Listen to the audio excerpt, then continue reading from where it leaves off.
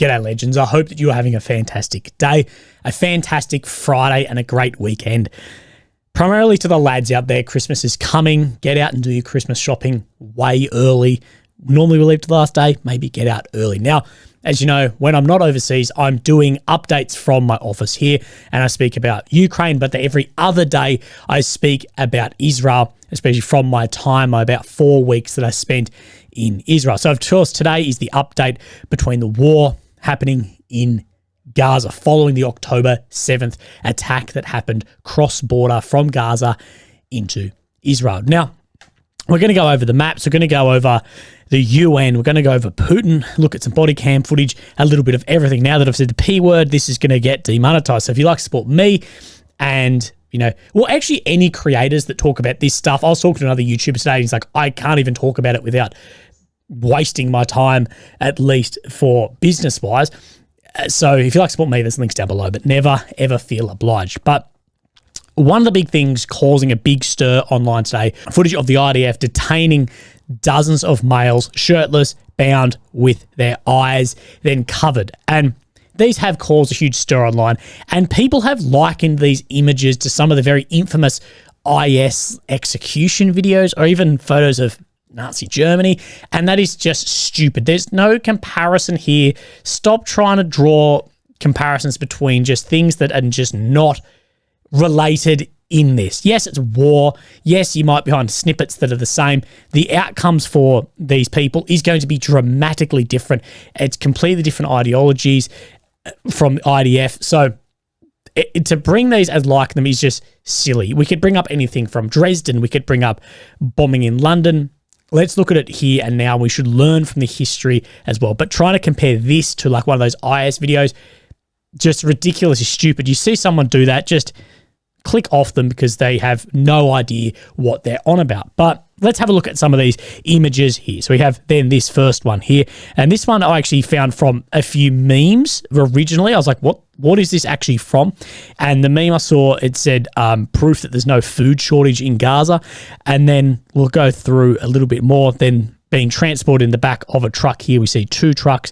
And then this, the Americans call this a 249 or 240, but for all the Aussies out there, this is a Mag 58 machine gun here, the best machine gun ever made. And then we have more images here where they're lined up, their hands bound behind their back, shirtless, stripped down to their underwear here, and under arrest currently by, well, at least detained by the IDF. Someone will get on me that there's a difference between being detained, arrest, prisoner. Yeah, we'll go with it. And we have some more footage here as well.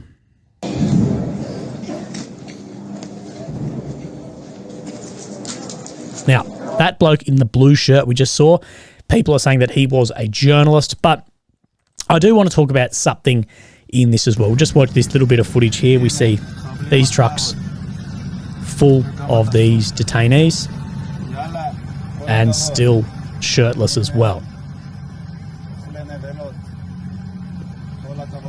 So a lot of fighting age males we see there. And like it or not, if you're a fighting age male, which in this scenario is a very, very broad range of ages, in an active conflict area, that the conflict incorporates fighters, like active fighters, uniformed, ununiformed fighters, spies, lookouts, people gathering information, this is expected. If you're a fighting age male somewhere like this, it is to be expected. Now, I'm not saying it's the most ethical way, but it is war. That is expected. And we would 100% in Afghanistan, Iraq, the West would look at these people are a bigger risk than this over here, fighting age males there.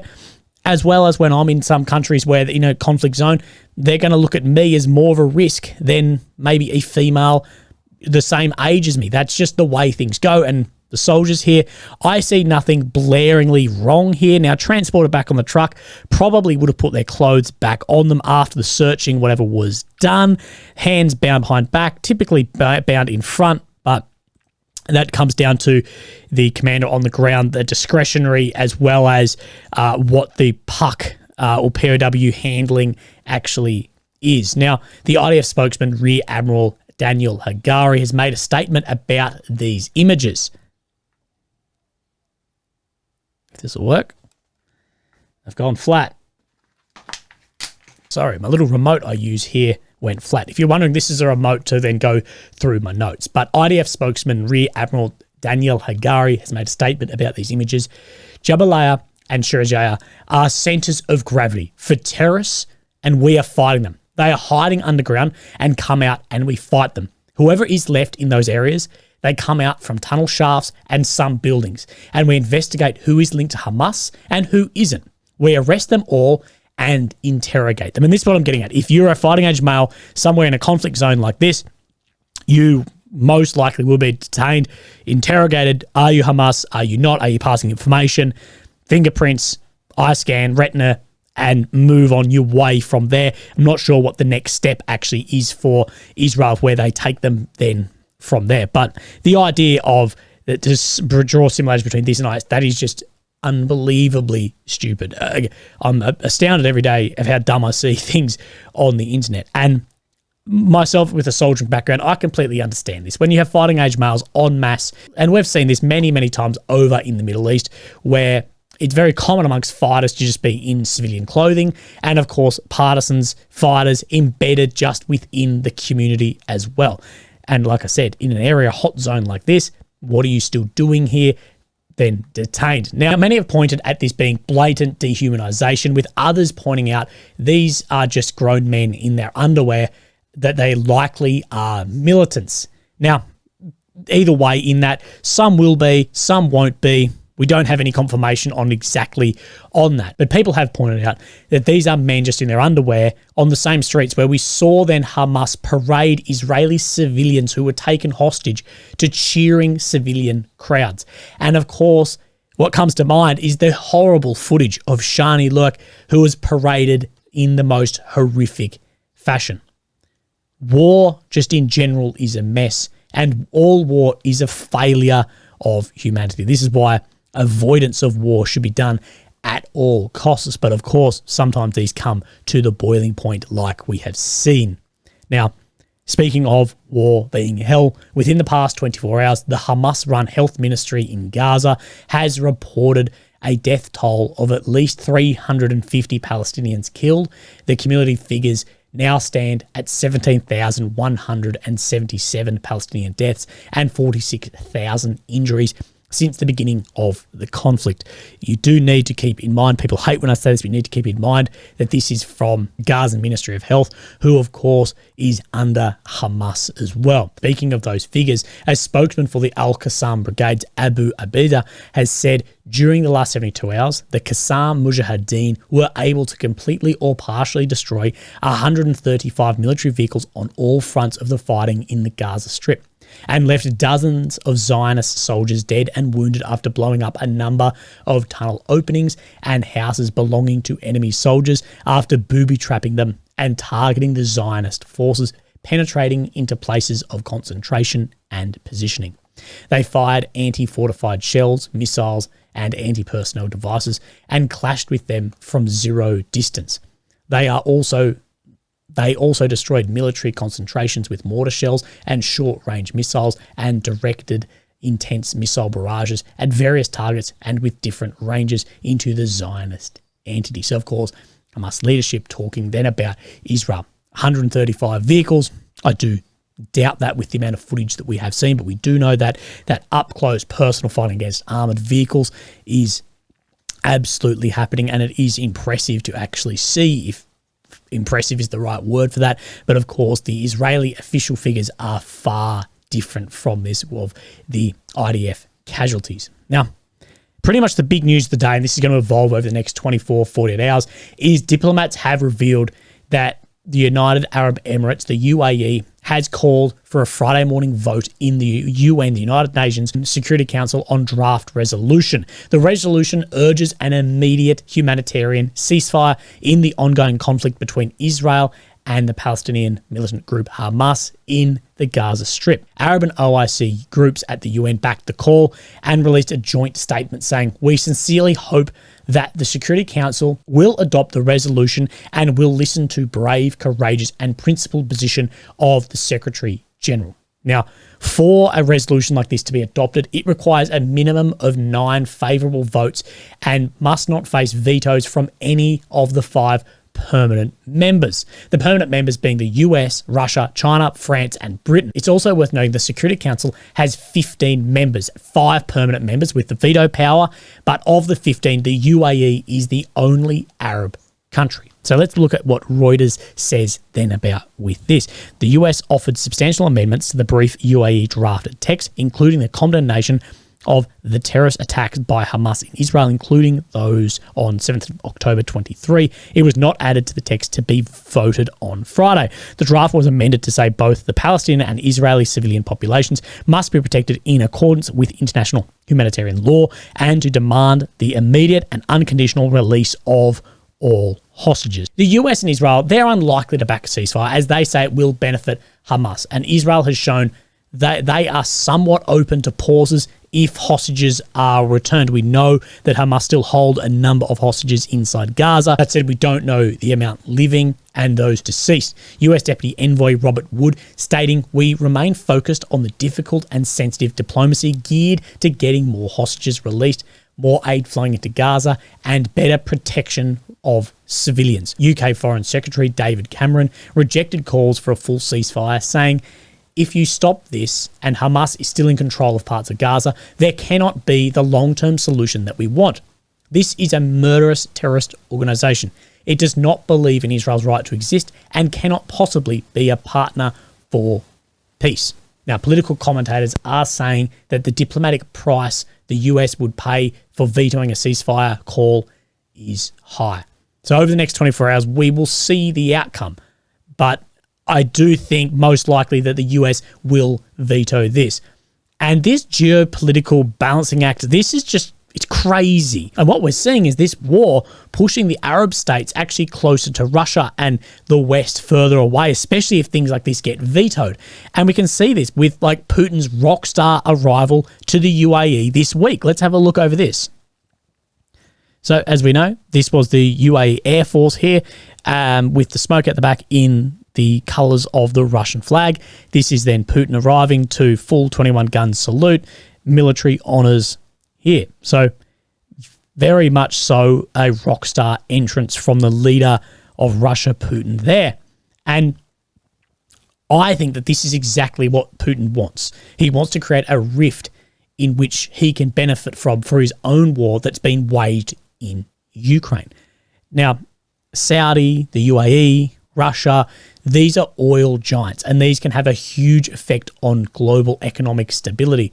And Putin will use this to advantage with Russia's sanctions, particularly against the sanctions against Russia's oil. And Russia, I believe, has a lot to gain from as well Ukraine's staunchly pro-Israeli stance, purely just in the media space, pulling more people's eyes away from that war, or maybe not supporting Ukraine in this as well. So there's a lot to gain, I believe, from Russia in this. And I think, does Russia on a whole world scale really care about this happening while they've got other things going on? Not really this individual incident, what's actually happening, this war, because they've got their own bloody war to deal with, but looking further out and going, yeah, but we can pull ties in and be close to these countries and push other countries apart. So I think there's a bit of a political chess game actually happening. And we know that Iran had a lot to do with the planning and execution of the October 7th attacks that happened in Israel. And Russia and Iran have become even closer throughout now the almost 2-year Ukrainian war. So just saying, there might be some link there. And we even know the Iranian president is in Moscow tonight with Putin. Now, before we go into the maps, just want to have a look over some Hamas body camera footage that the IDF has shown on their Twitter too. So this is said to be an anti-tank mission here. We can see these gunshots. They're crawling down across here. As you can see, no uniforms. But in amongst the civilian buildings, urban warfare environment like this. And we don't know the fate of what actually happened then in this footage. It just cuts off.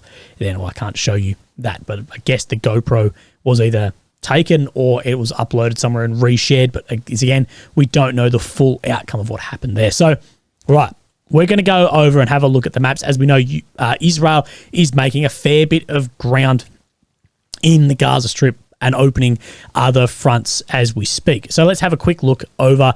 This is the 4th of December from Warmapper, and this is the 6th of December from Warmapper, just to give us an update. So an idea of where things are moving. So, of course, these were evacuation warnings up in the north in Jabalia, and then the IDF has taken these areas under control and, of course, closed these gaps and cut off other areas here, as well as filling the gap in the south of the northern region. So I've made a fair bit of gain in that 2-3 days between these maps as well in the south. Down in Khan Yunis, this is where we're hearing a lot about at the moment, is they're expanding their control down this road here, and we will talk about Syriac. Gives us a good breakdown on that with some geolocated things as well. And, of course, this other westerly push near Beni Shahela here as well. So Israel is making a fair bit of ground in the Gaza Strip, but we do know urban warfare, slow going, very dangerous, and potentially very high casualties as well. So this is from the 5th of December. We're going to move our way up, but from Syriac maps. Now, the IDF advanced from Sheikh Zayed town, projecting taking control over a series of buildings around the Ribat Mosque. Clashes with Palestinian groups are taking place close to the Hatani school. So let's have a look. This is then the northern front region. This is the movement that has happened up to, and of course, then the Indonesian hospital in here. We've heard then a lot about. During the last 3 days, Israeli troops opened a new axis at the Nahal Oz in order to envelope the Shulia district. So, of course, then this is what we are talking about here in Nahal Oz, here opening up this new front as well here. Let's just zoom down to have a look. So this theory here, to envelope areas in the north of Gaza. IDF made a big advance along the Saladin Road, reaching the SS Salam Hospital at this grid and Bro's Chicken Restaurant at this grid, thus entering in the city of Khan Yunis and reaching the northern part of Beni Shahila. From the east, IDF increased during the last weeks in the area and presence along the border, entering in some parts of the Abasan, Kibria and Saghira. During the last hours, troops advanced from the axis, reaching Osifor Station here, reaching Bani Shalia from the south too. So let's have a look at where this area is right here. Now, where they're actually talking about is moving down this road near Khan Yunis, and I've then this grid reference here. So moving, of course, down this road, making more control down here, then to push into and then envelope this region from near Oz here to envelope and cut off in here. So then we'll step up to the 7th of December and look at what Syriac is saying. During the last days, the IDF managed to capture the Palestinian square and the police station of this district. During the operational, several civilians and Palestinian militants were detained. On the other hand, today at the Sukkot War has entered in its 3rd month with the shocking and worrying figures. Sadly, more than 17,000 Palestinians have died in these 2 months, while the number of injured has exceeded 45,000. These are the numbers coming from Hamas. So this is the area we're talking about, Nahal Oz, pushing into the center here, in here, pushing down in this region like we spoke about just before. And our last update here, situation on the Gaza Strip, 7th and 12th. The Northern Axis IDF encircled Hatani school and continued clashing with Palestinian groups around Indonesia and Al-Wada hospitals. So this is just this arrow here. This is the Indonesian hospital. Let's have a squiz on this map. Here is the Indonesian hospital. This is where we were looking onto, and I've seen a lot of footage that Trey's been posting on Twitter of a lot of heavy bombing in and around this region from the IDF. From the southern axis, Israeli troops advanced along Nasser Street towards the center of Khan Yunis. So if we line up where this map is, we look at this Kaf El Abadla here. This is then the same region, Al Karara, which is here. So are pushing further down this road into the center of Khan Yunis, as we can see. Look on the war mapper map here. There we go. We can draw it across here. That down along this road and have enveloped in and around this region. So there is a hell of a lot of Israeli movements happening here.